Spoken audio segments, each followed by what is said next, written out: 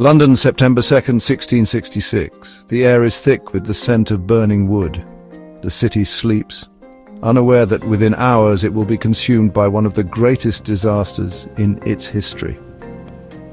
It began in the early hours of the morning, a small spark in a bakery on Pudding Lane. The flames quickly spread, fueled by the wooden structures and the dry summer. The fire roared to life, casting an eerie glow over the city. As the sun rose, the streets of London were filled with chaos. People ran in panic, trying to save their belongings and loved ones. The sound of crackling wood and the cries of the terrified filled the air. Firefighters with their primitive equipment fought valiantly, but were no match for the Inferno. London was ablaze, and its fate hung in the balance. It all began with a spark, a small fire in a bakery that would soon devour the city. The bakery, a quaint little shop known for its delicious bread and pastries, was a beloved spot in the neighborhood. The wooden shelves filled with freshly baked goods added to its cozy charm. On that fateful day, people walked by completely unaware of the impending disaster. Inside, the baker worked diligently, not noticing the tiny spark that would change everything.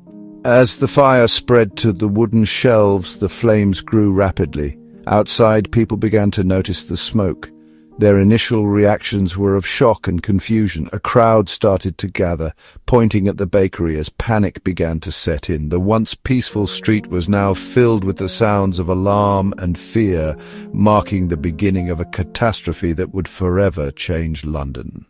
London in the 17th century was a ticking time bomb. The city was a maze of narrow streets and timber houses which were highly flammable. Adding to the danger, the summer had been long and dry, creating perfect conditions for a disaster. When the flames broke out just after midnight on September 2nd, 1666, they spread with terrifying speed. The fire quickly consumed the wooden structures, and the narrow streets acted like wind tunnels, fanning the flames.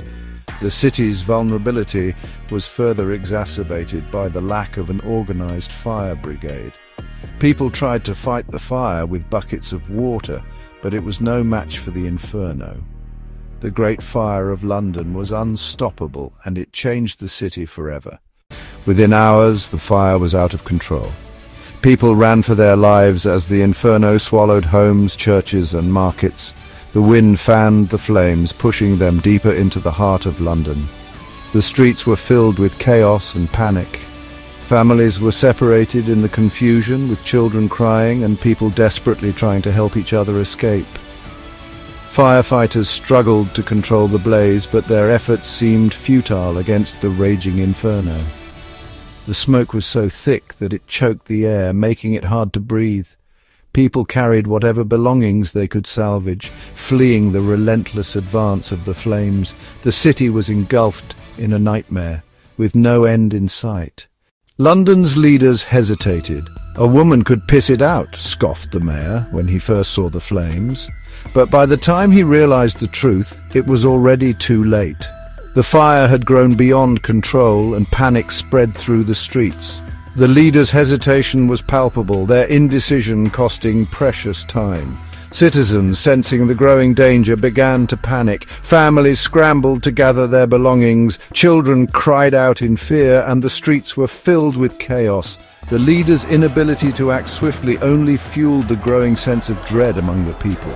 The fire raged on, unstoppable, as the city descended into pandemonium. Even the mighty St. Paul's Cathedral, once thought indestructible, crumbled in the heat.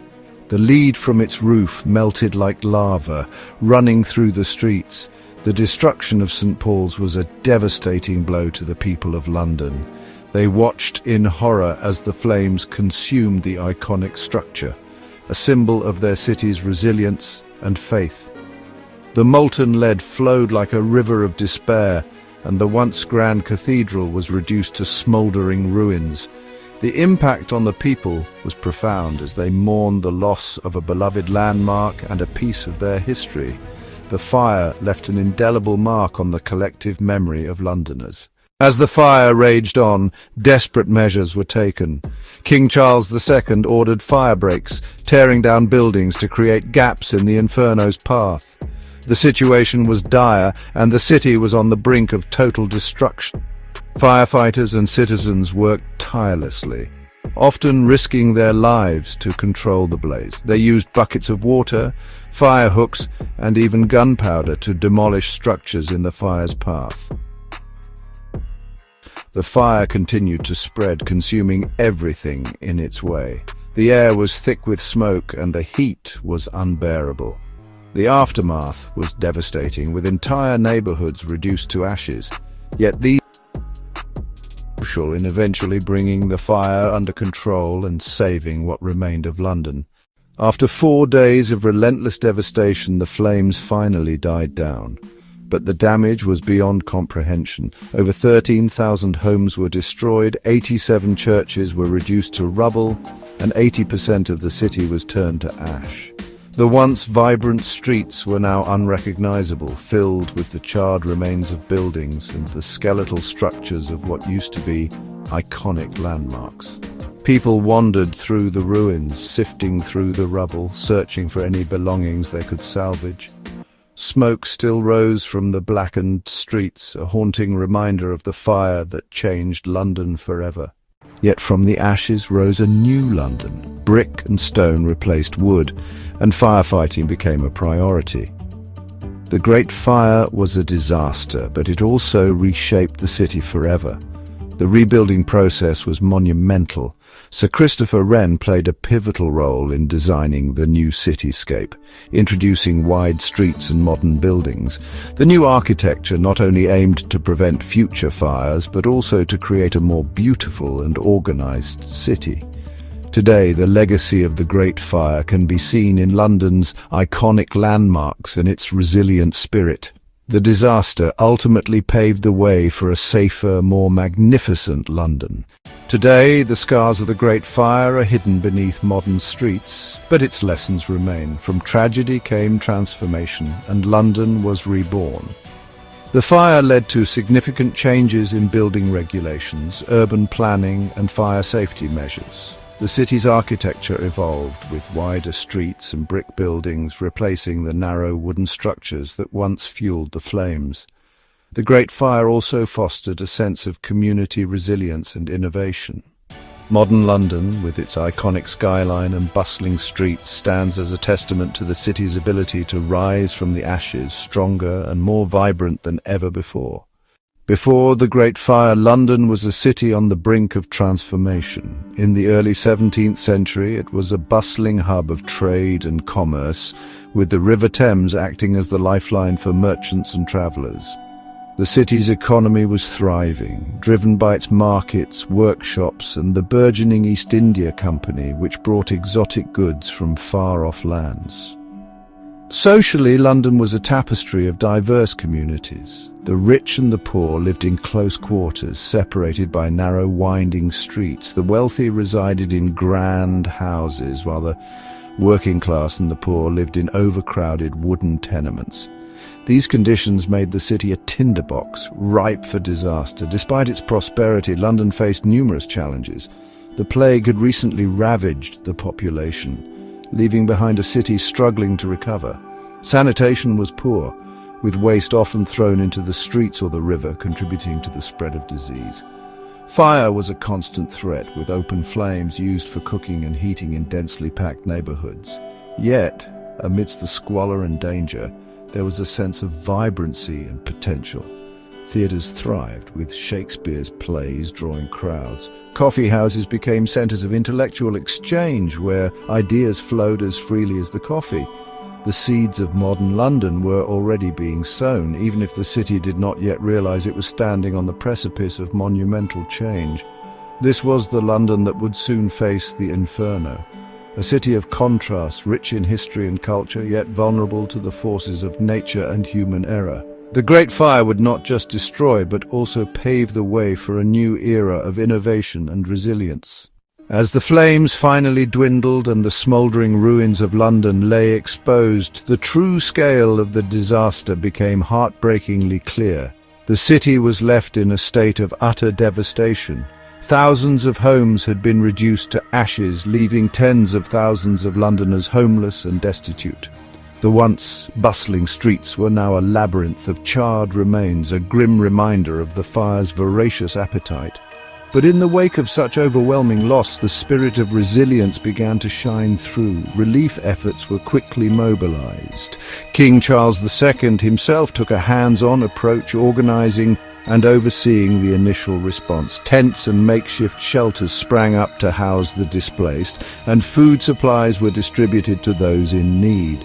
The king also declared a day of fasting and prayer, calling upon his subjects to seek divine intervention for their stricken city. Neighboring cities and towns did not hesitate to extend their hands in solidarity. Supplies and aid poured in from across the country. Caravans laden with food, clothing, and building materials made their way to London, offering a lifeline to the beleaguered populace. Communities from as far as Oxford and Cambridge sent financial assistance, while craftsmen and labourers arrived, ready to contribute to the monumental task of rebuilding. Amidst the ruins, a sense of unity and purpose began to emerge. Plans for a new London started to take shape, with visions of wider streets, modern buildings, and improved sanitation. The catastrophe, while devastating, ignited a determination to rise from the ashes stronger and better prepared for the future. The immediate aftermath of the Great Fire was a testament to human resilience and solidarity. It marked the beginning of a transformation that would ultimately redefine London, turning a city of vulnerability into one of innovation and strength. The Great Fire of London, though devastating, was a turning point that reshaped the city's architectural and urban landscape for centuries to come. In the ashes of the old, a new vision for London began to emerge, one that would prioritize safety, innovation, and grandeur. The immediate aftermath saw the appointment of Sir Christopher Wren, a visionary architect, to spearhead the reconstruction efforts. Wren's influence would leave an indelible mark on the city. His designs included the iconic St. Paul's Cathedral, which rose like a phoenix from the ruins, symbolizing London's resilience and renewal. The rebuilding process introduced several groundbreaking changes. Streets were widened to prevent future fires from spreading rapidly. Brick and stone replaced timber as the primary building materials, creating structures that were not only more fire-resistant but also more durable and imposing. The introduction of fire insurance and the establishment of the fire court, which resolved disputes over property boundaries, further ensured that the city was better prepared for any future calamities. Urban planning took on a new significance. The haphazard layout of medieval London gave way to a more organized and systematic approach. Public squares and parks were incorporated into the city's design, providing open spaces that offered both beauty and utility. The River Thames, once a mere commercial artery, was transformed into a focal point for trade and recreation, with new docks and quays enhancing its role in the city's economy. These changes didn't just address the immediate need for reconstruction, they laid the foundation for London's evolution into a modern metropolis. The fire catalyzed a shift towards a more enlightened approach to urban living, one that balanced tradition with innovation. In the centuries that followed, London's skyline would continue to evolve, but the principles established in the wake of the Great Fire remained steadfast. The city's architecture became a blend of the old and the new, a testament to its ability to adapt and thrive in the face of adversity. The long-term impact of the Great Fire on London's architecture and urban planning was profound. It transformed a city of narrow, winding streets and wooden houses into a sprawling, resilient metropolis. The lessons learned and innovations introduced during this period set the stage for London's future growth, ensuring that it would not only survive but flourish. While the architectural rebirth of London paints a picture of resilience and innovation, the human stories behind the Great Fire reveal a deeply personal and emotional side of this historic event. Survivors of the fire faced immediate and profound challenges, yet their stories of loss, courage, and eventual recovery add a poignant layer to our understanding of this catastrophe. Imagine the family of John and Mary, who watched their home and livelihood go up in flames. The bakery they had run for generations was reduced to ashes, leaving them with nothing but the clothes on their backs. Their journey to rebuild their lives was fraught with hardship, yet it was also marked by an unyielding determination. With the help of neighbors and the emerging support systems, they managed to reopen their bakery, becoming a symbol of the community's resilience. Then there was Thomas, a young apprentice who lost his master and the only home he had ever known. Homeless and without direction, he found solace in the bustling reconstruction efforts. His skills as a carpenter became invaluable, and he quickly found work helping to rebuild the city. Through his labor, Thomas not only regained a sense of purpose, but also contributed to the new London that was emerging from the ruins. Margaret, a widowed seamstress, faced the fire alone. Her small shop and home were destroyed, and she was left to fend for herself. Yet, in the face of such adversity, Margaret's spirit did not falter. She joined forces with other women who had also lost everything, forming a cooperative that not only provided for their immediate needs, but also laid the groundwork for future business endeavors. Their collective strength and ingenuity became a beacon of hope for many. These personal stories highlight the human cost of the Great Fire, but they also underscore the extraordinary resilience of those who lived through it. The fire may have destroyed their physical possessions, but it could not extinguish their spirit. Their experiences serve as a reminder that behind every historical event are real people whose lives are forever changed. As we reflect on the architectural and urban transformations that followed the Great Fire, let us also remember the individuals who, through their courage and perseverance, helped to rebuild not just a city, but a community. Their stories are an integral part of London's legacy, reminding us that even in the darkest of times, the human spirit can prevail. The Great Fire of London was not just a chapter in the city's history, it was a turning point that shaped the lives of countless individuals. Their personal journeys of loss, struggle, and eventual triumph add a rich and emotional dimension to our understanding of this monumental event. The Great Fire of London was not only a devastating catastrophe, but also a powerful teacher. From the ashes of this tragic event emerged crucial lessons that would go on to shape future fire safety regulations and urban planning. In the immediate aftermath, the city realized the dire need for better building practices. The narrow streets and tightly packed wooden structures had acted as kindling, allowing the fire to spread rapidly and uncontrollably. This prompted the introduction of new building codes requiring structures to be made of brick and stone, materials far less susceptible to fire. Furthermore, the fire highlighted the importance of having organized firefighting methods. Before the blaze, firefighting was a disorganized affair, often relying on the goodwill and bravery of local citizens. In response, London saw the formation of more structured fire brigades, laying the groundwork for what would eventually become modern fire departments. Regulations were also put in place to ensure that streets were widened and fire breaks were more strategically implemented. These measures were designed to prevent future fires from spreading as easily and to provide firefighters with better access to burning buildings. Insurance companies, which had suffered massive losses during the fire, also played a significant role in promoting fire safety. They began to insist on certain safety measures as conditions for coverage, further embedding these practices into the fabric of urban life. But perhaps the most enduring lesson from the Great Fire was the realization that community resilience and preparedness are crucial. The stories of John, Mary, Thomas and Margaret remind us that individual and collective efforts can make a significant difference in the face of disaster. Today, the legacy of the Great Fire of London lives on not just in the city's architecture, but also in its robust fire safety regulations. These measures have undoubtedly saved countless lives and properties over the centuries, turning a tragedy into a foundation for a safer future. As we look back on this monumental event, we see more than just destruction. We see the seeds of progress and the enduring human spirit that rose from the flames. The lessons learned from the Great Fire continue to influence how cities around the world approach fire safety making it a critical chapter not only in London's history but in the global narrative of urban development and disaster preparedness.